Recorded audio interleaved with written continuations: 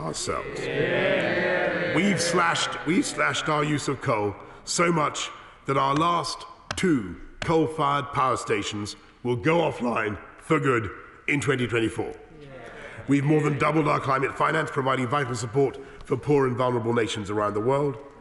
We've made a legally binding commitment to reach net zero, the first major economy to do so. We've set a date at which hydrocarbon internal combustion engines will reach the end of the road. And we've shown the world that it is possible to grow your economy by cutting carbon, creating markets for clean technology, and delivering new green jobs that reduce emissions and increase prosperity. Every one of those achievements was not just great news for our country and our planet, but another arrow in the quiver of our fantastic team in Glasgow. A team led by the COP president, my right honourable friend, the member for Reading West. And from the moment he picked up the COP reins, he has been absolutely tireless in his efforts to secure the change that we need. And although I'm pretty sure that what he really needs now is a well-earned break, I don't think any of us here are going to be able to restrain him, to hold him back, as he sets off pushing countries to go further still and making sure that the promises made in Glasgow are delivered and not diluted. But success has many parents, and I want to say a huge thank you also to the officials in my own COP unit, Downing Street and across government, in embassies, UK embassies around the world, and at the United Nations, who pulled out all the stops to make the event work and to shepherd through the agreements that have been reached. I also want to thank everybody on the ground at the SEC in Glasgow, security, catering, transport, the relentlessly cheery volunteers, the police from across the whole country who kept everybody safe from harm, and the public health authorities who kept us safe from COVID, and everyone in the Scottish Government. And I want to say, above all, a big, big thank you to the people of Glasgow, who had to put up with so much disruption in their city and who welcomed the world all the same. And I say to the people of Glasgow, we could not have done it without you. Is there still more to do? Well, of course, there is. And I'm not for one moment suggesting that we can safely close the book on climate change. In fact, I can think of nothing more dangerous, quite right, I can think of nothing more dangerous than patting ourselves on the back, Madam Deputy Speaker, and telling ourselves that the job is done. Because this job will not be complete until the whole world has not only set off on the goal to reach net zero, but arrived at that destination. A goal that, even with the best of intentions from all actors, cannot be achieved overnight. And while COP26 has filled me with optimism about our ability to get there, I cannot now claim to be certain that we will, because we have seen some countries that really should know better dragging their heels about their Paris commitments. But if, not this one, but if, and it is still a massive if, they make good on their pledges, then I believe that Glasgow will be remembered as the place where we secured a historic agreement and the world began to turn the tide. Before Paris, we were on course for 4 degrees of warming. After Paris, that number fell to a still catastrophically dangerous 3 degrees. This afternoon, after the Glasgow Climate Pact, it stands at close to 2. It's still too high. The numbers are still too hot. The warming is still excessive. But it's closer than we have ever been to the relative safety of 1.5 degrees, and now with an all-new roadmap to help us get there. Aristotle taught us that virtue comes not from reasoning and instruction, but from habit and from practice. So the success of the Glasgow Climate Pact lies not just in the promises, but in the move that the whole world has now made, from setting abstract targets to adopting the nuts and bolts programme of work to meet those targets and to reduce CO2 emissions. We're now talking about the how rather than the what, and getting into a habit of cutting CO2 that is catching on with not just with governments and businesses, but with billions of people around the world. And it is for that reason that I believe the COP26 in Glasgow has been a success, and that 1.5 is still alive, and that is something I believe that every person in our United Kingdom can and should take immense pride in, and I commend this statement to the House. Sir Keir Starmer. Thank you, Madam Deputy Speaker. Can I join the Prime Minister in extending our thoughts across the House to the people of Liverpool who are in shock at yesterday's events and pay tribute to the response of the emergency services? Madam Deputy Speaker, can I start by paying tribute to the COP President? Whatever the shortcomings of the deal, his diligence, his integrity and his commitment to the climate are clear for all to see. And also to his team of civil servants. Their dedication, their expertise, their service, never in doubt, but always remarkable. They knew that COP26 was the most important international summit ever hosted on these shores. Why, Madam Deputy Speaker? The simple maths of the climate crisis. At Paris, we set out the goal of limiting global warming to 1.5 degrees. That is the tipping point, beyond that, the world is set to see billions of people facing extreme heat waves, countless millions displaced from their homes, and the destruction of natural wonders like the world's coral reefs. The science doesn't negotiate, and no politician can move the goalposts. To have any hope of 1.5 degrees, we must halve global emissions by 2030. The task of Glasgow was to set out credible plans for delivering that. And whilst the summit has been one of modest progress, we cannot kid ourselves. Plans to cut emissions are still way short. The pledges made in Glasgow for 2013, even if all fully implemented, represent less than 25% of the ambition required. Rather than a manageable 1.5 degrees, they put us on track for a devastating 2.4 degrees. And that's why, according to the UN Secretary-General, the goal of 1.5 degrees is now on life support. So we need to deliver intensive care. And that starts by being honest about what's gone wrong. International negotiations are complex and they are difficult. And those that have dragged their feet the most bear the greatest responsibility. But the summit was held back by the Prime Minister's guileless boosterism, which only served to embolden the big emitters. The Prime Minister praised inadequate net zero plans. He called the Australia plans heroic, even though their plan was so slow that it was in line with 4 degrees of global warming. By providing this cover, the Prime Minister had little chance of exerting influence over the other big emitters, and we saw many more disappointing national plans. The Prime Minister also dressed up modest sectoral commitments as transformational. Earlier in COP, the government claimed that 190 countries and organisations had agreed to end coal. On closer inspection, only 46 of them were countries. Of those, only 23 were new signatories, and of those 23, 10 do not even use coal. And the 13 that remained did not include the biggest coal users, China, the US, India and Australia.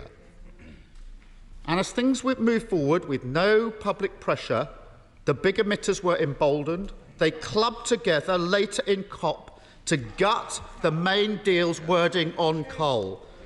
only someone who thinks that promises are meaningless could now argue that an agreement to phase down coal is the same as an agreement to phase it out. And then there was the long overdue £100 billion in climate finance. It's still not been delivered, even though this money was promised to developing countries over a decade ago. Failure to deliver has damaged trust and created a huge obstacle to building the coalition that can drive action climate between the most vulnerable developing countries and ambitious developed countries. That coalition was the foundation of the landmark Paris Agreement in 2015, creating the pincer movement to maximise pressure on the world's biggest emitters, including China. It's deeply regrettable that at Glasgow we did not see a repeat. Instead, developing countries were still having to make the case for the long-promised $100 billion in the final hours of the summit. Given all of this and the imperative to revive the 1.5 degrees from life support, the question is this: what is going to be different in the next year in the run-up to COP27? And Britain has a special and particular responsibility as COP president. First, we need to reassemble the Paris Climate Coalition and build trust with the developing world.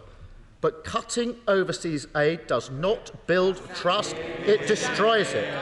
So will the Prime Minister immediately commit to reversing those cuts? Second, there can be no free passes for major emitters, including our friends.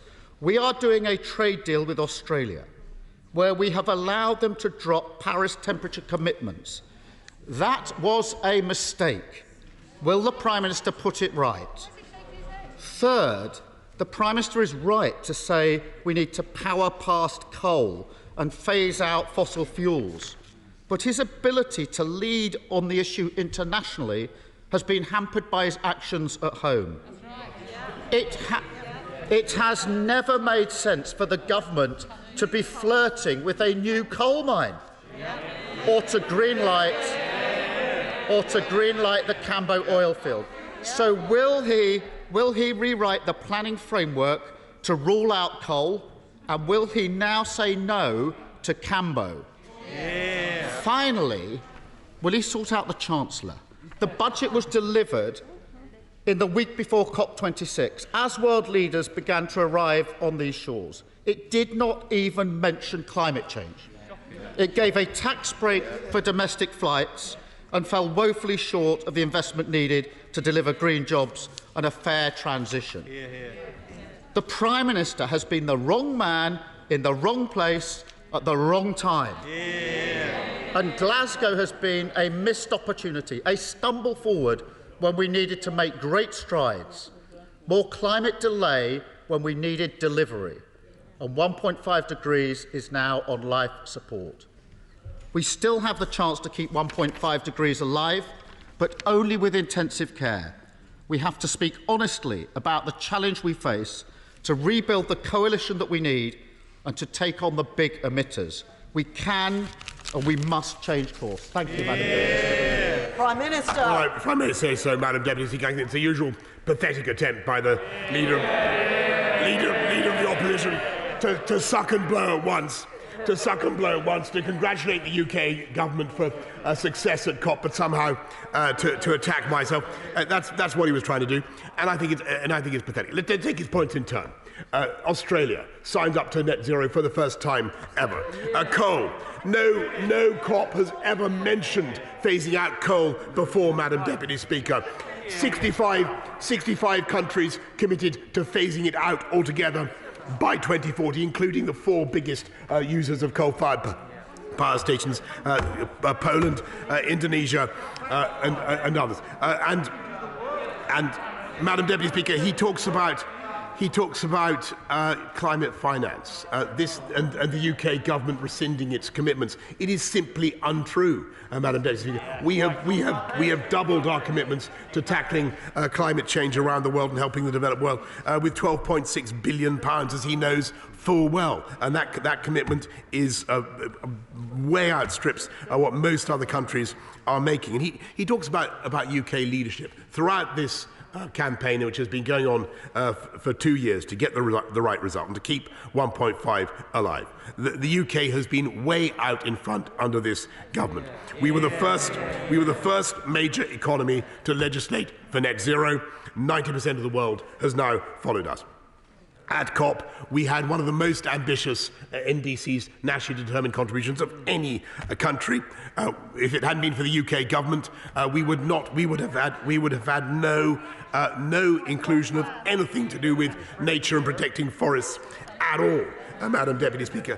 And they listened to us at COP because they knew that our 10-point plan was not only cutting emissions, but helping to generate hundreds of thousands of new high-wage, high-skill jobs. And that is how the world can see that is a programme that will enable them to power past carbon and to develop their economies. And as a result of everything that we have done at COP, we have been able, Madam Deputy Speaker, to keep 1.5 alive. And I feel, listening to the right honourable gentleman, he's finding it very, very difficult to reconcile himself to the fact of a United Kingdom diplomatic and environmental success. And I think if he really meant all those fine words with which he began about UK negotiators and about the COP, he should stick to that script, because that was the right one. Theresa May. Thank you, Madam Deputy Speaker. And I refer the House to my entry in the Members' Register.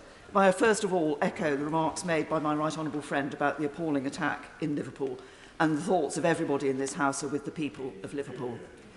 Can I congratulate the UK Presidency on significant commitments that were made at COP26, notably by governments on deforestation and methane, but also by individual businesses on their work to achieve net zero in their businesses. Can I say to my right honourable friend that I'm sure he agrees with me that there is much more to be done. He said it in his statement. The UK has an absolutely critical role over the next year with the COP presidency to ensure that those commitments made are delivered on, and to bring the intransigent countries, notably China, Russia and India, round the table, and to raise their sights on what they are willing to achieve. Will my right honourable friend agree that, and also set out what the government's immediate plans are for that work?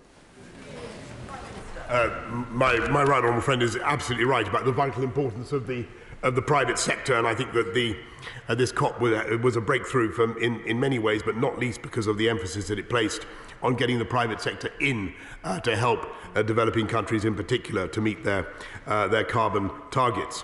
But she's also right, Madam Deputy Speaker, in what she says about the role of the COP presidency, because my right honourable friend, the President of COP, continues in his office for a year, and we will use that period, working with our Egyptian friends who take over for COP27, we will use that period to hold our friends and partners around the world to account for what they have promised, because it's only if they keep to what they have promised that we will be able to deliver for our children, Madam Deputy Speaker, and that's what we intend to do. Ian Blackford. Thank you, Madam Deputy Speaker. And can I associate myself with the remarks of the Prime Minister on the terror of the attack that we saw in Liverpool yesterday? We all stand together against those that would perpetuate such crimes. Madam Deputy Speaker, let me thank the Prime Minister for an advance copy of his statement, and I'm delighted that today the Prime Minister has remembered that COP happened in Glasgow rather than in Edinburgh, as he said last night. Maybe he could have led more from the front at COP if he had actually known what Scottish city the conference was taking place in. But in fairness, Madam Deputy Speaker, it is right to acknowledge that there was at least one member of the UK Government who committed himself passionately to the Glasgow conference. The UK President of COP, the member for Reading West, deserves credit and the thanks for the role that he has played over the course of the last few weeks and months. Madam Deputy Speaker, we all know that the Glasgow Climate Pact is far from everything it should be, but it does contain many positives for us to build on. Whether or not it succeeds now depends entirely on whether countries deliver on the commitments they made, and we need to hold them to that. And that is the only way to truly keep 1.5 degrees target alive and make sure that ultimately that we accept all of our responsibilities to deliver on that. If that urgent leadership is to be shown, then the example of that leadership needs to be given at home. The Scottish Government led on climate justice throughout COP. We were the first country to pledge funds for loss and damage to help those vulnerable countries who have contributed least to climate change but are suffering its worst effects. This is about reparation, not charity. So will the Prime Minister reverse his cuts to international aid and follow our First Minister's lead? Will he back and contribute to the creation of a loss and damage facility? The Glasgow Climate Pact also contains a commitment to increase nationally determined contributions by the end of 2022. So, can the Prime Minister confirm that the UK will urgently update its own NDC commitments? And meeting our targets also means rapidly increasing investment in green jobs. Prior to recess, the Prime Minister made a commitment to go and look again at the issue of investment in tidal stream energy. So now that the Prime Minister has presumably looked into this, can he today commit to a ring-fence fund of £71 million for tidal stream energy as part of the Contracts for Difference process? And finally, on carbon capture and storage. Now, I know that the Prime Minister is expecting a question, and I make no apology for the fact that I will keep asking these questions until promises are made to Scotland's North East are finally delivered. And let's not forget, the UK Exchequer has taken £350 billion of tax revenues out of the North Sea oil. It's now our responsibility to make sure that we invest in carbon capture and storage. Last week, INEOS added their voice to the growing shock and anger that Track 1 status for the Acorn project was rejected by the UK Government. So will the Prime Minister reverse this devastating decision and back the Scottish cluster? Well, I thank the right honourable gentleman, and I should say that, of course, that just taking his points in reverse order, the Acorn project remains a strong contender, as I've told him several times across this dispatch box. He shouldn't give up hope. It's a very interesting project. We will look at it on our NDCs. The UK is already compliant with 1.5 as a result of the pledges that we've made, both by 2030 and 2035. So if we can deliver on those, then we will be able to. We believe we'll be able to restrain our emissions. I've told him before that I'm interested in tidal power, and I'm interested in contracts for difference for tidal power, and I think he's right that there should be investment by the government in making sure that we have a tidal power industry in this country in the way that we have a wind power and a solar power industry in this country, because all the evidence is, Madam Deputy Speaker, that the costs come down, and that is the role of government. And finally, on his point about the whereabouts of COP, as he will well understand, Madam Deputy Speaker, it would never have been in Scotland at all. It would never have been in Scotland at all had Scotland not been part of the United Kingdom. Greg Clark. Thank you very much, Madam Deputy Speaker. Can I join the warm congratulations to the COP President and to his team? And in terms of the location, to acknowledge the role of my right honourable friend for Maidenhead in securing COP in the UK and Glasgow to give us the opportunity for this great exercise of British diplomacy. Will the Prime Minister recognise that during the year ahead, as well as holding countries to their contributions, there is the important opportunity to make scientific progress and progress in innovation, which will be at least as important in securing the ambitions that were inked in Glasgow? And will he say a bit about how UK leadership over the year ahead can advance our ambitions in that score as well? I thank him very much, and as he knows, the UK has virtually doubled our investment in R&D, and Sir Patrick Vallance, the government's chief scientific advisor, has said we want to focus on climate change, on green technology under the National Science and Technology Council, and that's why we're putting almost 22 billion pounds into R&D. The opportunities are immense, and the opportunity to reduce the cost for the consumer of heat pumps, of electric vehicles and other green technology is also immense. Ed Davey. Can I associate myself and my party with the Prime Minister's remarks on the horrific attacks in Liverpool? Madam Deputy Speaker, we'd all hoped that the UK would lead the world to a bold agreement at Glasgow to turn the tide on dangerous climate change. Despite the efforts of the COP President and the excellent UK negotiating team, regrettably, the agreement fell short, potentially dangerously so. Yet there's still an opportunity for the UK to drive global climate action by cleaning up the City of London. Fossil fuel investors raise billions of pounds in this very city for coal and oil projects around the world.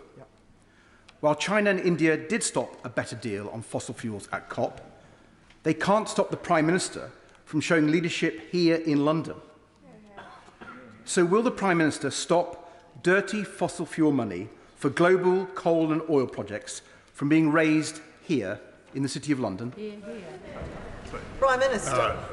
The right honourable gentleman knows very well that after UK leadership, we secured at COP an end to the financing of coal around the world, of the end of international financing for coal around the world. China has done that. That's led to a number of other countries immediately following suit. And progress is being made. The UK is, as I said in my opening statement, Madam Deputy Speaker, the UK is also abandoning export support for hydrocarbons, and we are going to be followed by other countries around the world. Andrew Mitchell. It's clear, Madam Deputy Speaker, that the COP in Glasgow has gone better than many of us feared, but there are, as I'm sure my right honourable friend would agree, no possible grounds for any complacency. Will he use the remainder of the UK presidency to redouble efforts to share excess vaccine doses with developing countries? Quite apart from making us safer in the UK, it will also bolster internationalism and British international leadership in the meetings ahead envisaged in the Glasgow Agreement. Prime Minister. I thank my right honourable friend, and yes, indeed, although vaccines were not discussed at COP per se, there was a long discussion at the G20 in Rome, and the UK has a fantastic record of supporting cost vaccines around the world, 1.5 billion AstraZeneca doses, to say nothing of the huge contributions that the UK has made both to Gavi and to COVAX to ensure that people around the world get vaccinated, because nobody is safe, Madam Deputy Speaker, until everybody is safe. George Howarth. Can I thank the Prime Minister for the comments he made about the appalling attack in Liverpool yesterday? And having spent some years on the Intelligence and Security Committee, I'm aware of the fact that in many attacks, those involved in it, I know it's too early to say at this point, were on the radar of the security services. If that proves to be the case in this incident, will the Prime Minister undertake to look at how those cases are kept under review? And can I add my voice to others who have said on COP26, it's really important going forward that those who are currently standing outside the tent of those who agree are brought into it. So can he give us some indication of his strategy for doing that? Prime Minister. I thank my right honourable friend on his point about picking up potential terrorists earlier.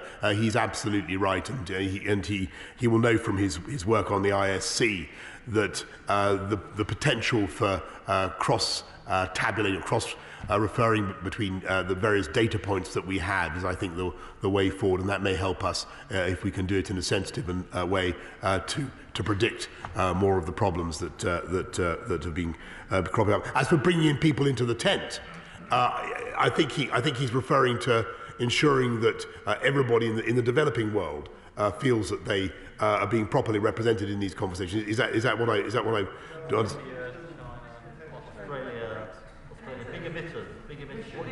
Yeah. So I see. He's talking about India and China and others. And I'm sorry, Madam, it wasn't entirely clear. I think the House will forgive me. It wasn't entirely clear from his question which people he wanted. I want everybody brought into the tent for the avoidance of time.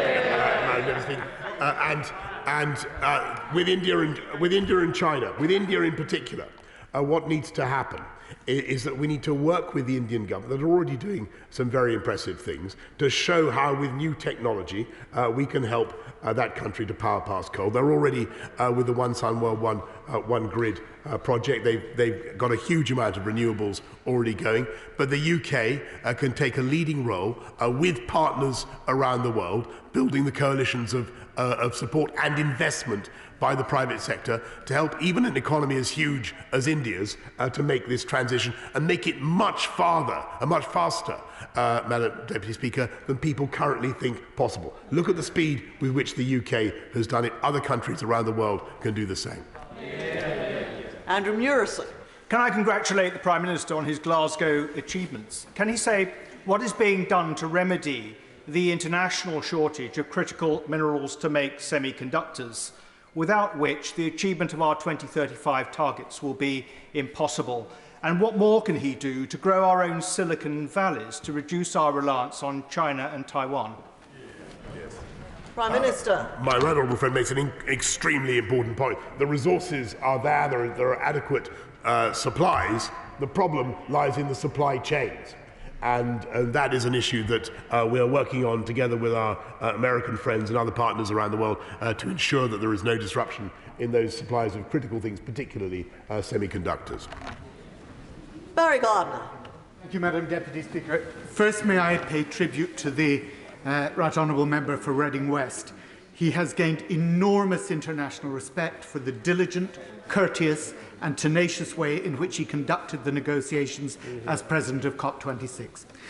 Given that Article 4 of the Glasgow Climate Pact requires us to accelerate the phasing out of fossil fuel subsidies, can the Prime Minister tell us whether the 130% super tax deductions announced by the Chancellor will now have a climate filter imposed so that the taxpayer does not end up paying the full cost of projects like the Cambo oil field, and whether the government will use the $27.5 billion windfall from the IMF special drawing rights to significantly scale up their provision of climate finance to developing countries as demanded under Articles 3 and 5.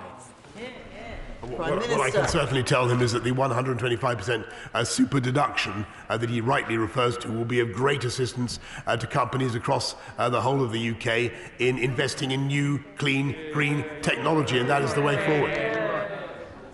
Laura Farris. Thank you, Madam Deputy Speaker. One of the most significant diplomatic achievements of the COP was getting 130 countries, including the US and the BRIC economies, to agree to halt and reverse deforestation by 2030. However, we have been here before with the New York Declaration in 2014, which ultimately was unsuccessful because it lacked any enforcement mechanism. Could my right honourable friend say how he thinks this time we can ensure that it will be different? Prime Minister. Yes, and my honourable friend makes an absolutely crucial point. And this time it will be different, Madam Deputy Speaker, because what happened at COP26 in Glasgow was that you had about 40 leading global financial institutions that pledged that they would no longer invest in companies that supported or made their money out of deforestation. And you also had the companies themselves, big commodities companies whose names I'm sure my honourable friend would be familiar with, saying that they would no longer invest in products that were grown as a result of deforestation across the world. And the agency for holding both those sets of businesses, both the banks, financial institutions, and the companies to account, will be customers, will be account holders, will be consumers across the whole world who will take their investment away from those companies if they fail to honour those commitments. And that is a huge change that's taking place across the world. Jessica Morden.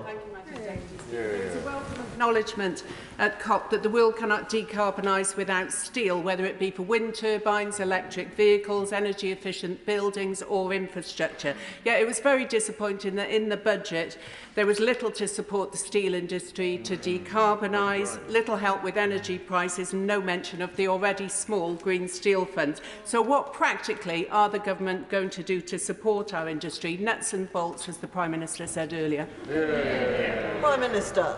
Well, it's always worth remembering, Madam Deputy Speaker, that steel output fell by 50% under the Labour government because of their reckless mismanagement of the energy issue. What we've done is put about £600 million into relief for the steel industry to help it cope with high energy costs, and a £315 million fund to transform steel and help it to move towards clean, green energy. That's what's needed, Madam Deputy Speaker.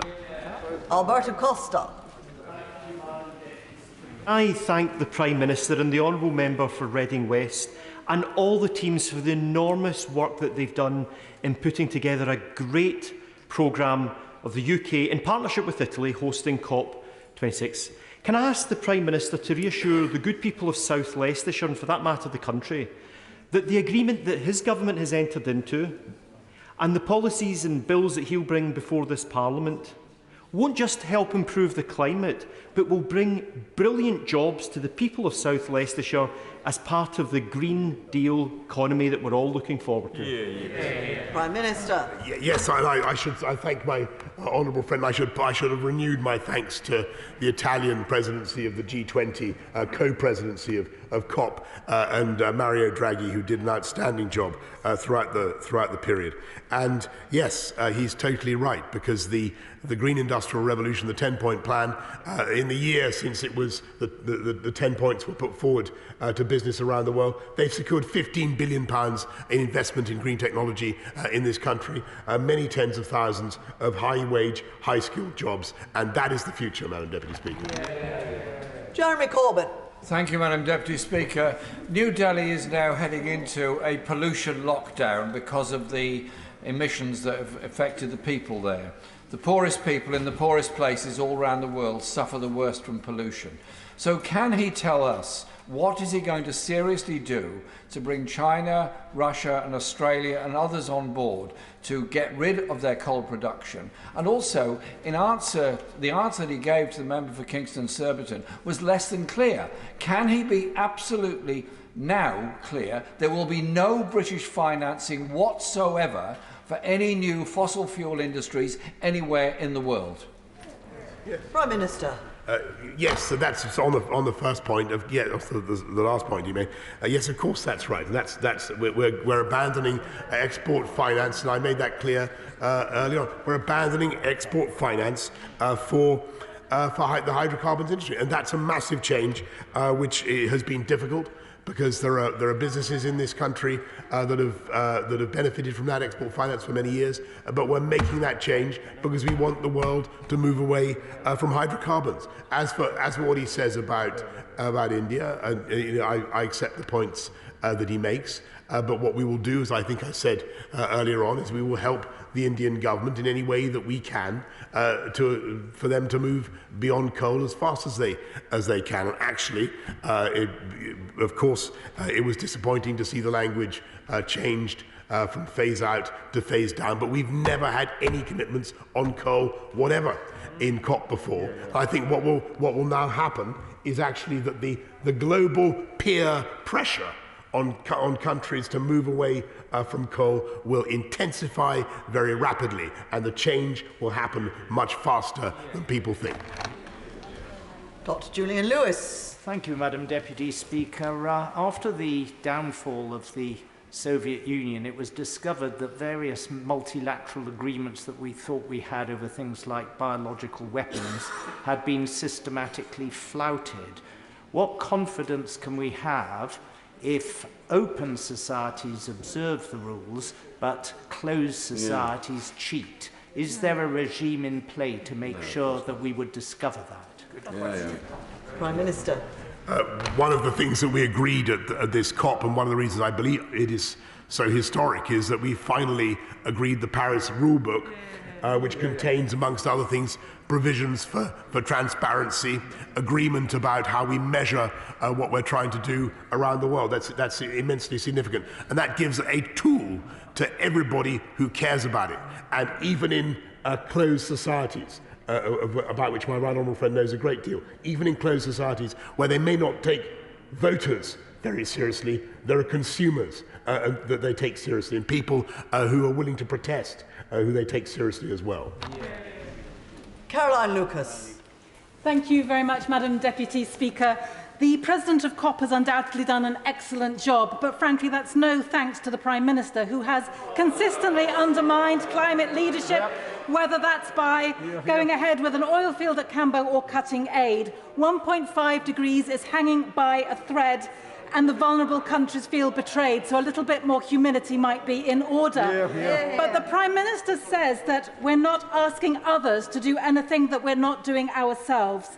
Will he demonstrate that's the case by requesting an urgent and transparent audit by the OBR, independent of the Treasury, of all our own domestic fossil fuel subsidies, with a view to phasing them out as soon as possible, yes or no?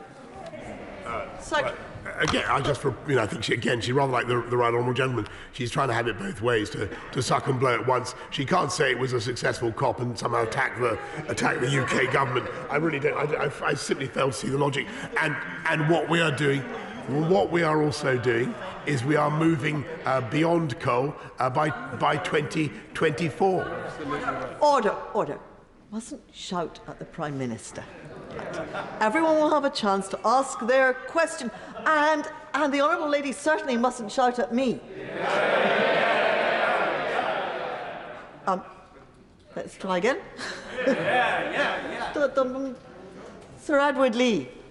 Go for it.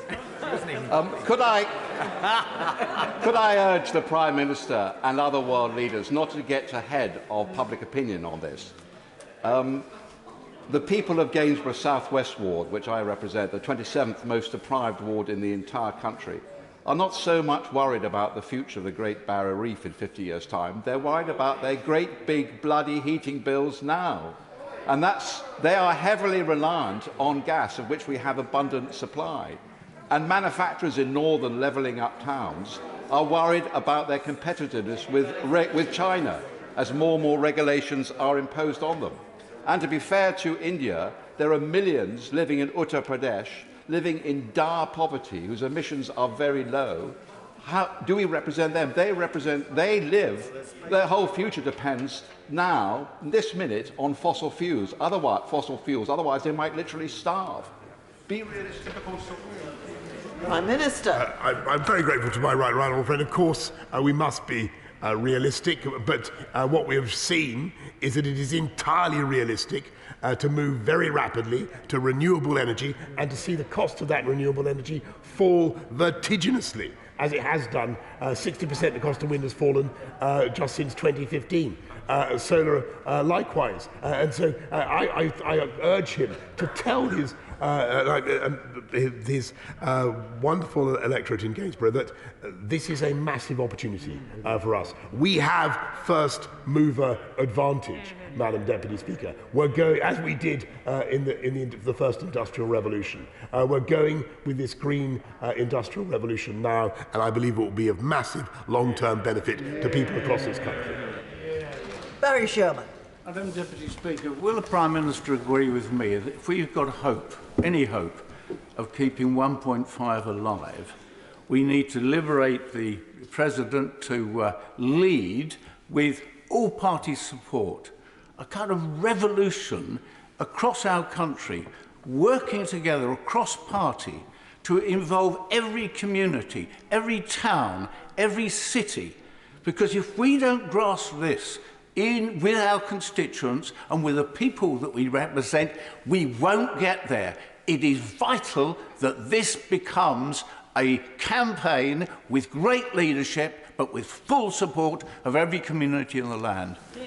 Prime Minister. Well, I'm very grateful to the right honourable gentleman. If he's offering full support from the opposition benches to the government, then I think he's absolutely right. Andrew Salute. Doesn't the landmark agreement to support South Africa's just transition show that even economies heavily dependent on coal can seize a bright and sustainable future and strengthen their economies as well as the UK's? I thank my right honourable friend who is the trade envoy to South Africa. And I thank the government of South Africa, led by Cyril Ramaphosa, who has taken an extraordinary step and has built an international coalition for South Africa to decarbonise its energy system. It won't necessarily be easy, but it's a way that we can have a just transition for South Africa, and countries around the world, including the UK, are coming together to do it. That is the model for progress that we can make with so many of the big emitters, as the gentleman, right honourable member for Knowsley, was saying. That's the way forward with the big emitters around the world. Hilary Benn. Thank you very much indeed, Madam Deputy Speaker. All of the commitments made by countries in Glasgow only have credibility to the extent that they are backed up by plans at home to deliver on the promised emissions reductions. It's now a question of counting. Let's take an example. Eventually, all of the 23 million gas boilers in this country are going to have to go. The government says its target is for there to be installed by 2028, 600,000 heat pumps a year. The Heat and Building Strategy, recently published, provides enough funding to help support the installation of 30,000 a year. Why is the government's plan for decarbonising home heating so far short of what is required? Prime Minister. He's making an important point about the need to decarbonise our heating, but it can be done. There is great variety in the housing stock of the UK. And I believe if we go on the track that we are, with investment, supporting, priming the market, we will be able to bring down radically the cost of ground source heat pumps and all the other ways that you can give people the heating they need in a clean, green way. That's what we're going to do. Dr. Neil Hudson. Thank you, Madam Deputy Speaker. I congratulate the Prime Minister, the COP President and your teams on your historic achievements in Glasgow. For me, it was reassuring to attend the conference and see nature and sustainable farming at the heart of the programme. Does my right honourable friend agree that food production and looking after the environment go hand in hand? And this is what our fantastic British farmers do each and every day. Prime Minister. I passionately agree with that, and I know that UK farming is getting cleaner and greener the whole time, and I pay tribute to the UK farming industry, which leads the world in setting standards. Deirdre Brock. Thank you, Madam Deputy Speaker. Commitments are one thing, actions are another. For the UK to deliver on its promises and commitments in the COP26 agreement, a renewable transition must occur and must be supported by the government. Will the Prime Minister commit to at least matching the Scottish Government's £500 million Just Transition Fund to help drive the move to renewable energy, meet the UK's emissions reduction obligations, while making sure that workers aren't left behind? Prime Minister. The honourable lady is right that just transition is vital, but that's why we're investing £12.6 billion around the world, and billions, 26 billion here in this country, to help the transition to a clean, green economy, whilst creating 440,000 new high-quality jobs. Jason McCartney. Thank you, Madam Deputy Speaker. I'd like to congratulate the Prime Minister and the President of COP for their leadership up in Glasgow. And would the Prime Minister agree with me, we can continue to show leadership by continuing to reduce our carbon emissions, by getting cars and freight off the roads, and by reducing the need for domestic flights. And the way we can do that, Madam Deputy Speaker, is investing in high-speed rail, investing in east-west connectivity, investing in Northern Powerhouse Rail, and investing in local rail connections like the Huddersfield-Penistone-Sheffield line. Prime Minister. Can I congratulate my honourable friend on his plug for the Huddersfield Penistone Sheffield line? As he knows, I'm a passionate enthusiast for new rail schemes. He'll be hearing a lot more in the IRP later on this week. Rachel Maskell. Thank you, Madam Deputy Speaker. The Prime Minister was sent to Glasgow to keep 1.5 alive and left it in intensive care. A year ago, Madam Deputy Speaker, the Prime Minister committed to the Bio-Yorkshire project, which is Yorkshire's Green New Deal. Yet in a year, not a penny delivered, nor a Green New Deal job delivered. So will he turn his words into action and support the Green New Deal? Madam Deputy Speaker, I don't think any government in history has done more to support green technology and green jobs across the whole of the country. As I've just said to the Honourable Lady, 440,000 new jobs we are creating as a result of the investments that we're making. We are transforming the UK, including Yorkshire, with a green industrial revolution, and that's how we're going to continue. Robert Jenrick. Thank you, Madam Deputy Speaker. I think the Prime Minister is right to say the whole country should take pride in the manner in which the UK has hosted the COP talks in the last few weeks. One of the things that characterised COP26 was the much greater and more meaningful involvement of business than previous COPs. How can we ensure that continues and becomes one of the defining characteristics of the remainder of the UK's COP presidency? My right honourable friend makes an excellent point. I think that was, if anything, one of the most important defining characteristics of this COP, and the role of business is now seen to be critical by partners around the world. The new country platforms that we're creating will only be possible, Madam Deputy Speaker, with the help of the trillions of private sector investment. Darren Jones. Thank you, Madam Deputy Speaker. Will the Prime Minister take this opportunity to show that Britain leads by her actions and not by her words, and reopen the UK-Australia trade deal, which notoriously relegated climate commitments to get the deal over the line? Sorry, Australia has made the first ever commitment to net zero, and actually, Madam Deputy, if you want to look at UK leadership, we were the first country to commit to a major economy to commit to net zero. We've got 90% of the world now committed to it, and even by the grudging, mealy-mouthed words we've heard from the party opposite, it's pretty clear that the overwhelming impression, even from the opposite benches, is that COP26 in Glasgow was a considerable success. Duncan Baker. Thank you, Madam Deputy Speaker. The UK has an enviable record of phasing out coal because of the success of our renewables sector. And I should know about this because the Norfolk coast is the capital of Saudi, with all of its wind-powered generation, as the Prime Minister has said before. So with that in mind, would the Prime Minister be at absolute speed to get the regulatory and legal framework changed so we can implement an offshore transmission network and stop the damaging cable corridors that connect piecemeal into our national grid? Prime Minister. My honourable friend is absolutely right in what he says. We've proceeded at such pace, Madam Deputy Speaker, that what's happened is that the cables come ashore in a way that is confused and very far from optimal. We need to make sure that we work with the regulator to have a proper grid to bring the energy onshore in an organised way, and that work is underway. Margaret Farrier. Wasn't expecting that, Madam Deputy Speaker. I'd first of all like to thank the COP President's parliamentary team that were there in Glasgow for helping MPs navigate their way around the event. A number of commitments were made in aviation at COP, acknowledging the need for change to be sustainable for the industry. I've raised many times the financial difficulties faced by the industry presently. What will the government do to support the industry in decarbonising and meeting Jet Zero without it becoming too great a financial burden? Prime Minister. I thank her very much, and what we're doing is supporting the campaign for Jet Zero.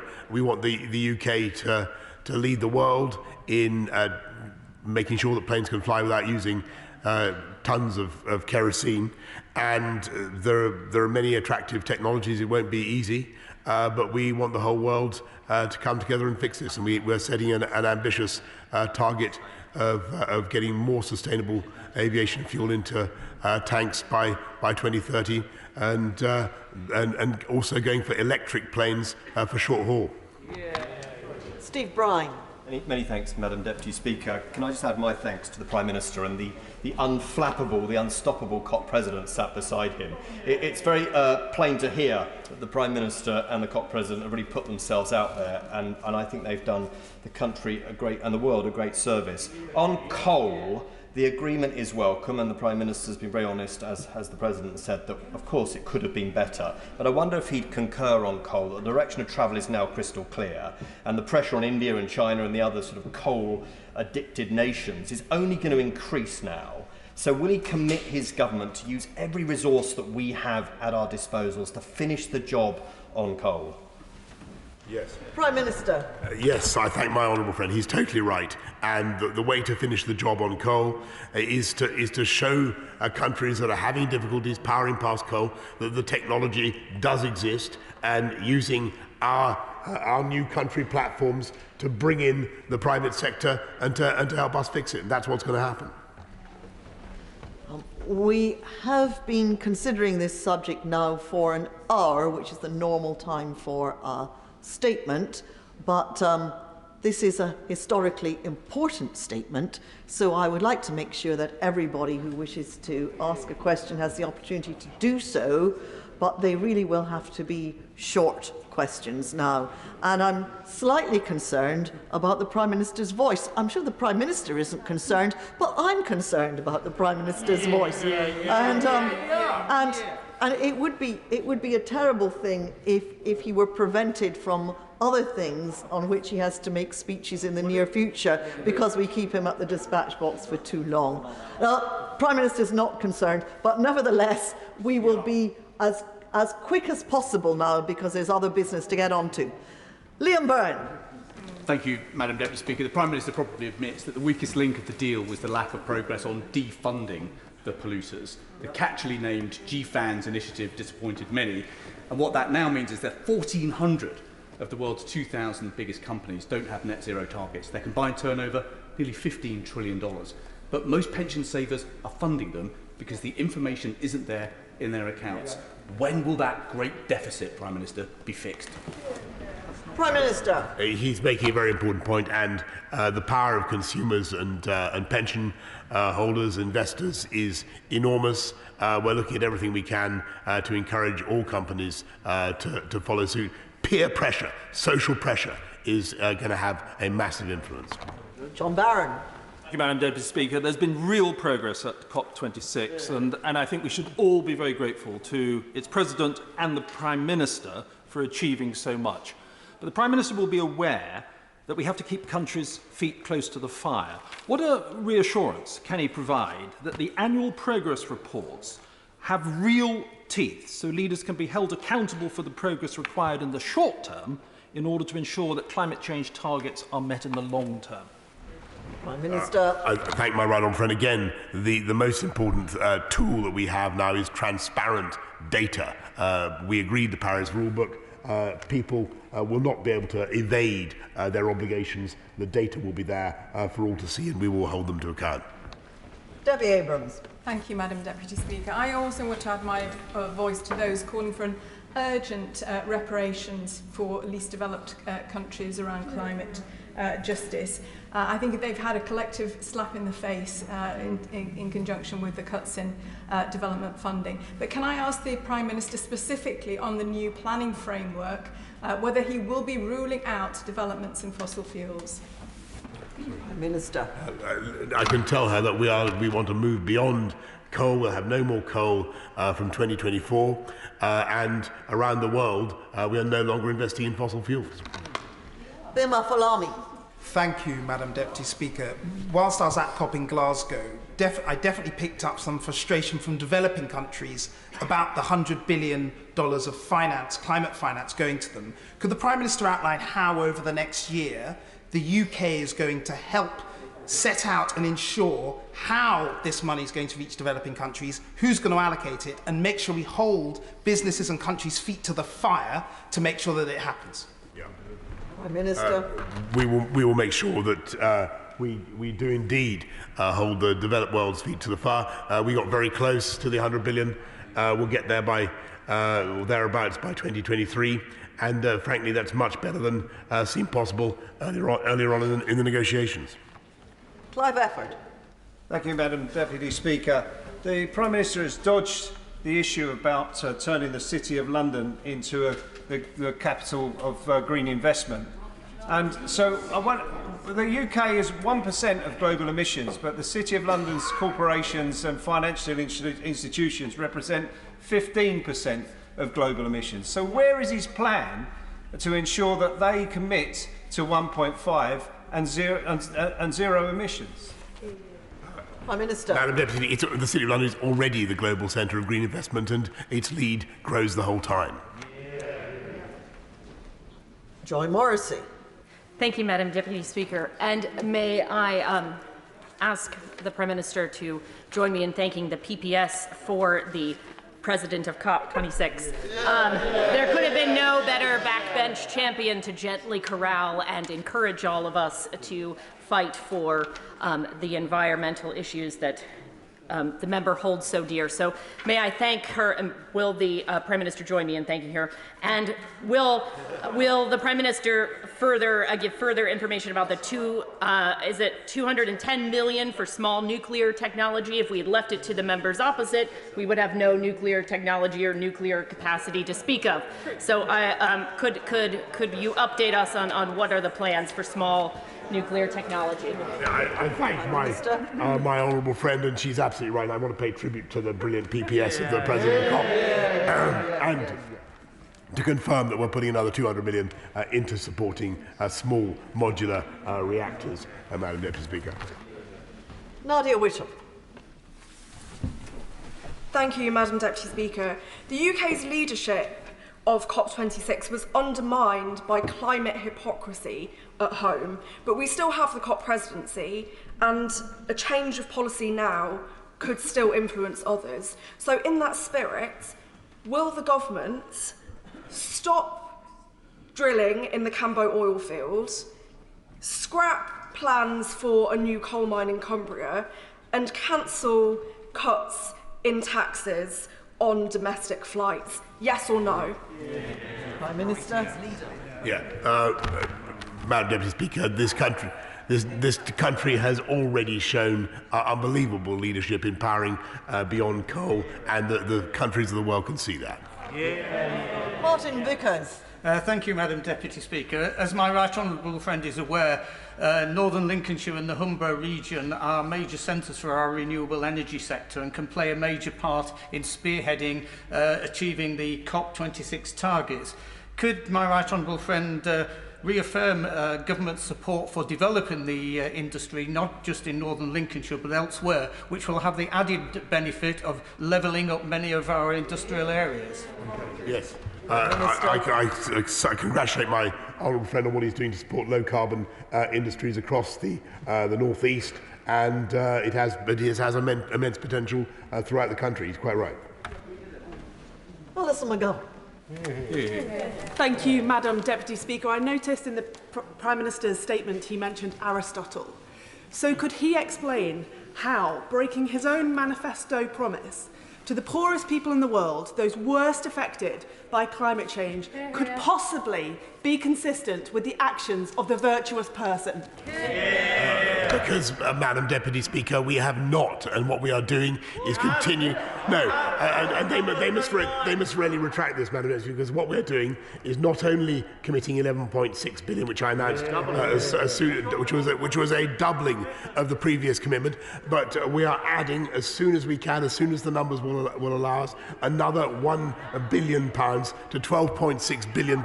That is one of the biggest commitments to tackling climate change around the world of any country in the world, and she should be proud of it. Dr. Ben Spencer. Thank you, Madam Deputy Speaker. Could I congratulate the Prime Minister and the COP President on the incredible achievements at the COP Summit. Does my right honourable friend agree with me that it's science, technology, research and development that's going to get us through this mess? But this is going to need a huge workforce skilled in STEM. And so could you update the House on the work the government's doing to improve and enhance careers and training in STEM, but also breaking down barriers for women and people in marginalised backgrounds taking on those careers? He's making a very important point, and we've not only got to train more people up in STEM, and we're investing hugely in skills, but we've got to make sure that people with existing skills in hydrocarbon-intensive means of propulsion are trained to work with EVs and other low-carbon technologies, and that's what we're doing as well. Liz Saville-Roberts. Diolch yn fawr, Prydfarydd. We know the COP26 agreement is the bare minimum in terms of what needs to be done to tackle the climate emergency already claiming lives around the world. Wales joined last week as a core member of the Beyond Oil and Gas Alliance. At the same time, news came that the Conservative Party under this Prime Minister has pocketed £1.5 million in donations from oil and gas interests. He can redeem his reputation by joining Wales, France, Denmark and others as a core member of the Beyond Oil and Gas Alliance. Will he? Prime Minister. I thank the Honourable Lady, but we are going beyond hydrocarbons faster than virtually any other country in the world, and she should be proud of that.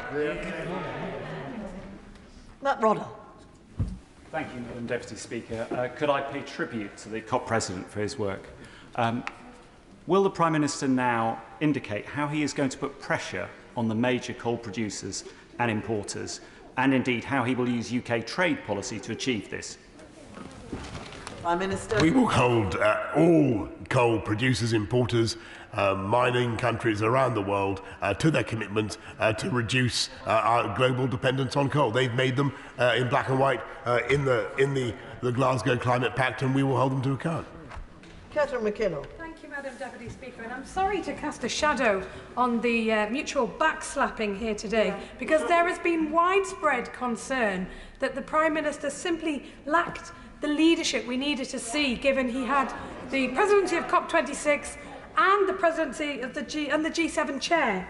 And doesn't he recognise, as a country that now routinely threatens to renege on its international commitments, and it has cut international aid, what it is putting back does not make up for the cut, one of the only G7 countries to do so, that he simply lacks the credibility and the trust that we currently need to lead on this issue, and he needs to sort that out. Madam Deputy Speaker, they've had a very tough job, the opposition this afternoon, because they've tried time and time again to congratulate the UK government for achieving a success at COP26, while simultaneously attacking the UK government for whatever failings I think they should stick with their initial script. Helen Hayes. Thank you very much, Madam Deputy Speaker. I was pleased to attend part of COP26 as a member of the Environmental Audit Select Committee, and it was a particular privilege to meet with members of the Ugandan delegation who took part in an event that we hosted. I have to say, the Prime Minister's statement is completely tone-deaf in the face of the frustration and desperation of countries of the Global South at the failure of this COP to deliver on the 12-year-old promise of $100 billion a year for climate finance. Will he accept that his decision to persist with indefensible cuts to UK aid effectively tied the hands of his own negotiating committee on this vital issue? She's talking total rubbish. We doubled. No, they don't know what they're talking about. They literally don't know what they're doing. We doubled climate finance for developing countries, and the reason that the vulnerable countries accepted the deal finally was because we have got a commitment to $100 billion. Yes, I'd have liked it faster, but it's there in black and white. Maybe she hasn't read it. Karen Smith. Thank you, Madam Deputy Speaker. Bristol is the first local authority in the country to declare a climate and ecological emergency. We've set out a citywide strategy to make Bristol carbon neutral, climate resilient and wildlife rich by 2030. The nuts and bolts if you like. What Bristol needs, though, is the investment along with other cities, but the government's funding model currently makes us compete with other cities. The UK government can't reach its targets using that funding model, so will the government relook at that and help us with the private investment we need to make the massive contribution to the government's own national targets? Prime Minister. I thank Bristol for what they're doing. We're committed to regional plans for net zero. It should be able to. It should be possible within the funding envelope that Bristol has, but we'll certainly look at it. Vera Hobhouse. Thank you, Madam Deputy Speaker. The Department for Energy and Climate Change under the Lib Dem leadership until 2015 was a huge driver towards decarbonisation across the board, and there are now renewed calls to bring back such a department. However, there seem to be sources in the Treasury who are against a move like that, saying it would become the biggest begging bowl in Whitehall apart from the NHS. Does the Prime Minister agree with me that we should bring back a Department for Energy and Climate Change, or does he agree with the Treasury? She's totally wrong, Madam Deputy Speaker, because what you need is to integrate business into the fight against climate change, and that is the way to do it, as we've done with wind power. And what you also need is nuclear power. Absolutely. Rupa Huck. Thank you, Madam Deputy Speaker. The government says it's now following the science. It said it during COVID, and it's saying it on climate, but they've managed to alienate the entire scientific community of this nation over the weekend with leaked press reports that the UK is about to be wrenched out of 3 different international multi-billion research and infrastructure projects that tackle exactly these 2 things because they're backed by the EU scientific budget. Can he confirm that we need a joined-up approach on these things? It's not about settling old scores. And can he tell us that these reports are truly media tittle-tattle? Prime Minister. Well, Madam Deputy, I don't know quite what relevance it has to COP, but I will say that the UK is investing massively. We doubled our commitments to R&D. We're going up to £22 billion in funding for science, and we've set up a new ARIA, Advanced Research Investigations Agency, which on the model of the US DARPA, which is unlike anything any previous government has done. Could everyone who has a long question written out or typed out just edit it to half what it has? We must have much shorter questions, and the problem is when people read their questions, they're great big long questions, and actually Erskine May makes it very clear that questions should never be read. Olivia Blake. Thank you, Madam Deputy Speaker. Now, at COP26, the Prime Minister said that we were at 1 minute to midnight. I'm afraid I think his clock might be a bit slow, and the action that has been set out is not enough. As Aristotle said, is hope a waking dream? Because I would really like to hear from the Prime Minister that he is going to stop Cambo and is going to halt the Cumbria coal mine. Yeah. Prime Minister. Madam Deputy, the reason we've been able to get the very considerable success at COP is because the whole world can see that we're moving beyond coal, and they can see the pace at which we've done it. Daniel Zeichner. Thank you, Madam Deputy Speaker. The review commissioned by the Treasury, carried out by Professor Dasgupta of the University of Cambridge, highlighted the importance of nature-based solutions to tackle environmental challenges. Can the Prime Minister tell us what was done at COP26 by the UK government to pursue those conclusions, and will they be pursued at the COP15 biodiversity talks? Prime Minister. So I'm grateful to him and indeed to Professor Dasgupta. What we have at COP26 is an immense agreement on forests, which are vital habitats for untold manner of wildlife, but also a negotiation now that will continue with our Chinese friends, our Chinese partners through till their Kunming Biodiversity Summit. And what COP26 achieved was an integration of climate science, high climate science, with nature, and that's the first time it's happened. Jonathan Edwards. Madam Deputy Speaker, a potential barrier to the accelerated move towards 100% zero-emission vehicles he mentioned in his statement is grid capacity, particularly in rural areas such as Carmarthenshire. What is the British Government doing to ensure that the grid will be resilient enough to meet expected demand? Prime Minister. I thank him. One of the most important things is to ensure that we have enough baseload electricity, and that's why we're investing in nuclear as well. Diana Johnson. Thank you, Madam Deputy Speaker. In order to meet our commitments around net zero, the Humber Energy Estuary will play a vital role. So I am at a bit of a loss to understand in all the briefings over the weekend about the integrated rail review that we in the Humber will get nothing in terms of a greener, faster connectivity. No coast-to-coast Northern Powerhouse rail, despite what the Prime Minister has promised in the past, and no benefit from HS2 to the east of Leeds. So, Prime Minister, I just wondered if you could comment on the fact that the Humber is not getting much COP.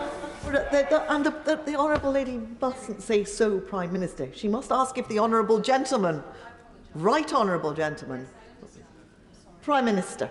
I thank the Honourable Lady. I want to congratulate Humber, the region, and what they're doing in green technology, carbon capture and storage, and we will ensure that this country builds on their lead with clean green technology around the whole country.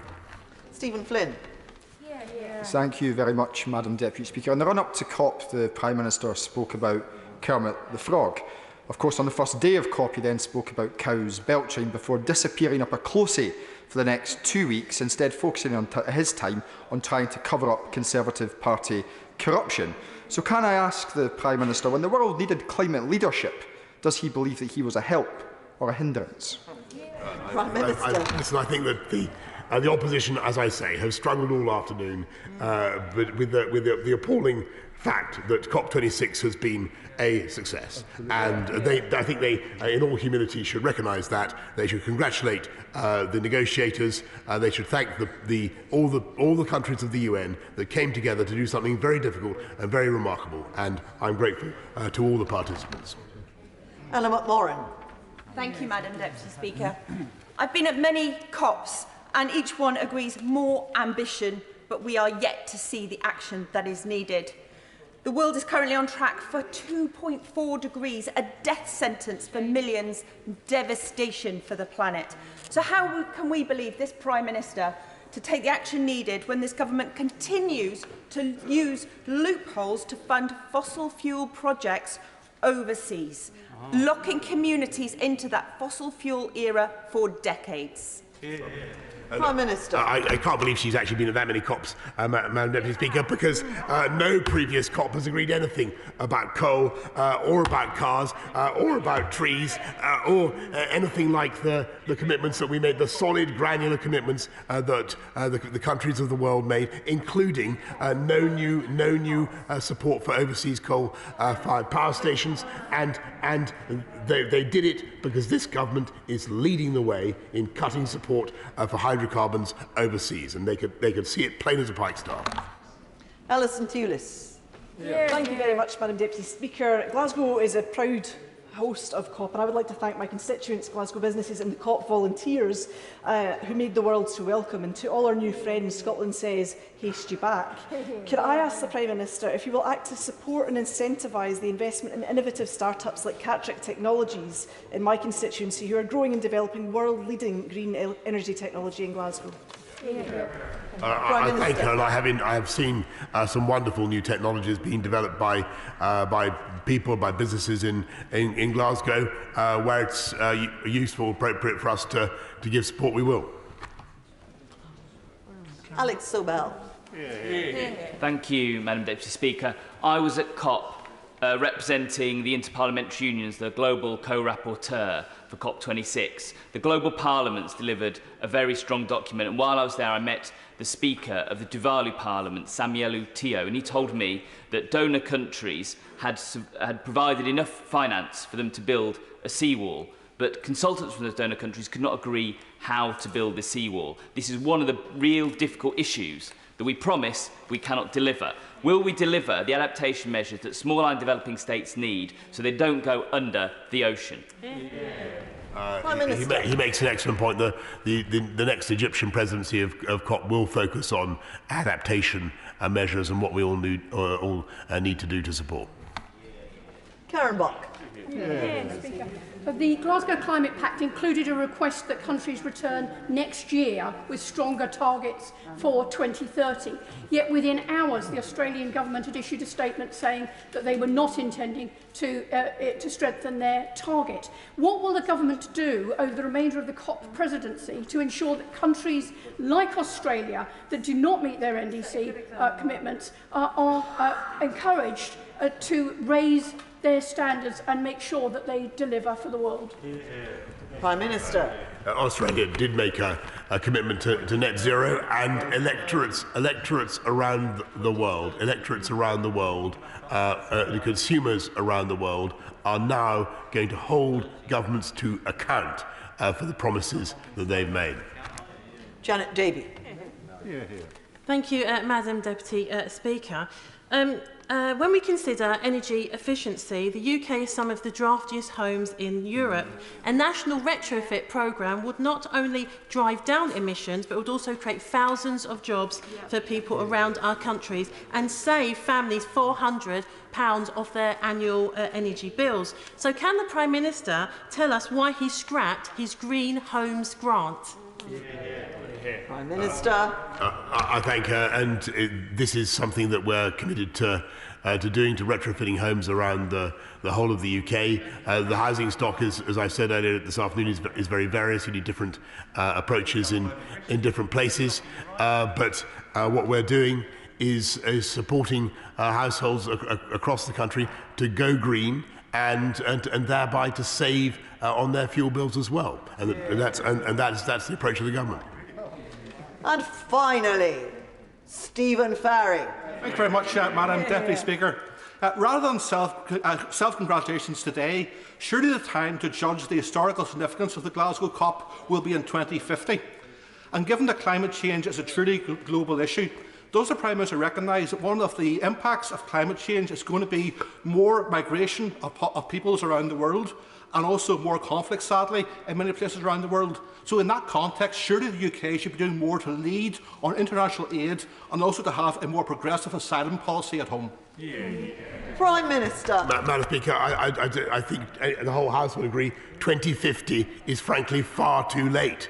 And that's why we're making the commitments that we've made now. And the way to avert crisis in the next decades is to make the changes that we're making now. And on his point about climate finance, I simply repeat what I've said earlier on. I really think that members opposite should look at what the UK is spending. It sets an example and a benchmark for the rest of the world to follow. Thank you. I appreciate that this statement has taken a long time, but it is a historic matter and everyone had their chance to speak. Thank you, Madam. Thank you, Prime Minister. Point of order, Dame Diana Johnson. Thank you, Madam Deputy Speaker. And I speak further to my point of order last Tuesday, the 9th of November, in which I sought assurances that the long-awaited integrated rail plan, the centrepiece of the government's so-called levelling up agenda, would not be leaked to the media while the House was in recess. All or most of the contents of the integrated rail plan have now been reported in the press over the weekend, and yet again, before any statement to this House, we've had selective leaking to the media ahead of the plan's launch, which government sources say is not until Thursday. This is despite previous statements from Mr Speaker telling ministers on numerous occasions, most recently over the recent budget statement, to end this repeated and systematic abuse of the House. The Department of Transport now say they do not comment on speculation, but their advanced briefings set the speculation running. What further action can Mr Speaker take to address the way the House has been treated? And isn't waiting until Thursday for this House to hear about the rail plan now just a charade? Could I ask if the Secretary of State for Transport will now be summoned to this House to make his statement on his wholly or mostly leaked rail plan without further delay and before Thursday? Well, I thank the Honourable Lady for her point of order and for having given Mr Speaker notice that she intended to make this point of order. I have to say, yet again, to repeat what Mr Speaker has said many, many times, and I venture to say too many times recently in the House, that it is a basic point of good constitutional form that announcements about government policy should be made here in this chamber to this House of Commons, and that when the government has something of importance to announce, the people who should be asking the questions and holding the government to account are the elected representatives of the people, you, members of Parliament, not those in the television studios, the radio studios, Twitter, or the newspapers. And so I have no hesitation in reiterating Mr. Speaker's often and very forcefully made point that ministers who make announcements other than in this chamber should consider very carefully whether they are adhering to the ministerial code. I thank the Honourable Lady for bringing her matter to the House. As to her simple question about summoning the Secretary of State, I think she will know that if she consults the clerks, there will be ways, but the Honourable Lady is well experienced in these matters. There are ways in which she can endeavour to summon a Secretary of State here to this chamber, and I'm sure that Mr. Speaker will listen to her plea. Thank you. The clerk will now proceed to read the orders of the day. Social Security Uprating of Benefits Bill. Consideration of Lord's amendments. Now, I must draw the House's attention to the fact that financial privilege is engaged by both the Lord's amendments. If the House agrees to either of these Lord's amendments, I shall ensure that the appropriate entry is made in the journal. We begin with the Government's motion to disagree with Lord's Amendment 1, with which it will be convenient to consider Lord's Amendment 2. I call the Minister, Guy Opperman. Thank you, Madam Deputy Speaker. The Social Security Uprating of Benefits Bill is a one-year bill by reason of the pandemic. Madam Deputy Speaker, last year, as you will be aware, we changed the law for 1 year to increase state pensions by 2.5% when average earnings had fallen and consumer price inflation increased by 0.5 percentage point. If we had not taken this action, state pensions would have been frozen. This year, average earnings growth is estimated to be unusually high, distorted by the cumulative effects of the natural economic reactions to the coronavirus pandemic and the response to the supportive measures introduced by the government to protect livelihoods. The figures for average weekly earnings from May to July, the measure used for uprating earnings-linked benefits, has grown at 8.3%, which is over 2 percentage points higher than at any time over the last 2 decades. Recognising this COVID-related distortion, the government is setting aside the earnings link for 1 more year, 2022 to 2023, and continuing the double lock of at least inflation or 2.5%. The triple lock will be applied again in the usual way for the basic and new state pensions from the following year. I will give way, yes, of course.